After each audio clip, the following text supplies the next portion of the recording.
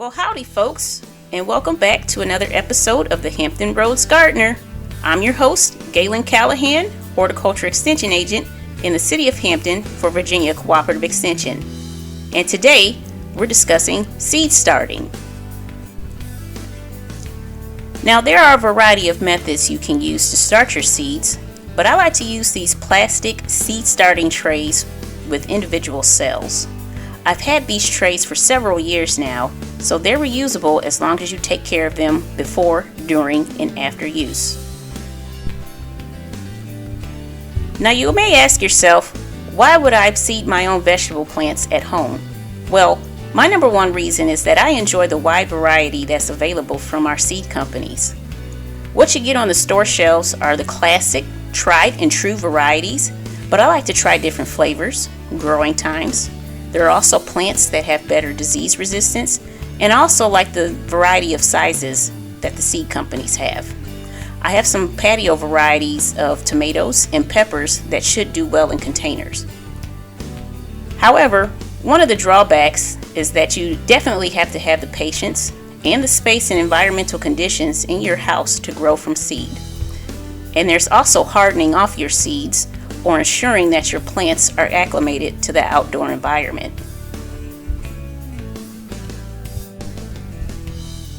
Next, I start filling the trays with the seed starting mix that's made from peat moss and perlite. If you want to be a little more eco-friendlier, you can find a mix with or make your own mix using cocoa coir. I have provided a recipe for you making your own mix below in the description.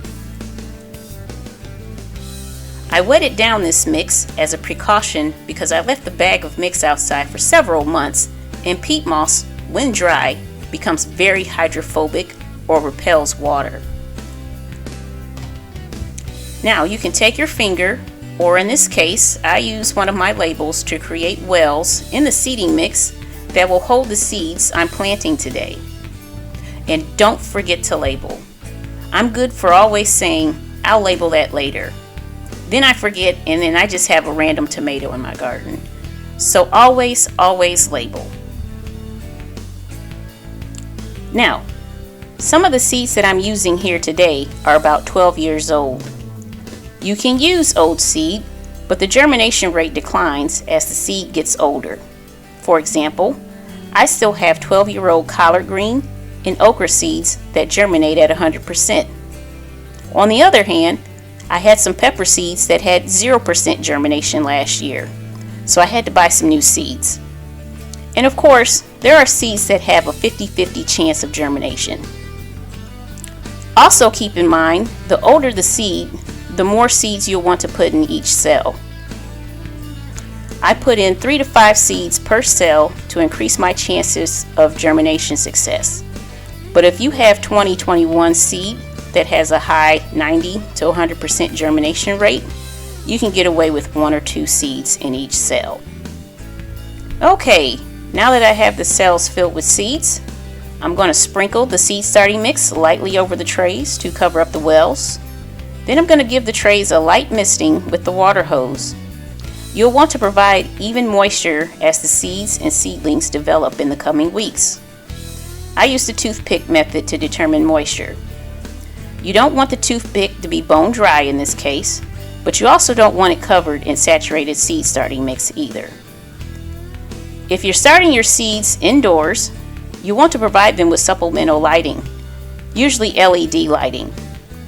You can use white lighting, but a red and blue combination of lighting works as well. For my seeds, I get full sun in my greenhouse, so I'm going to leave them outside and check on them daily. And that's it. That's seed starting.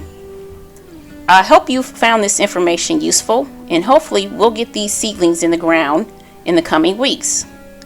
Thank you for joining me, and until next time, happy gardening.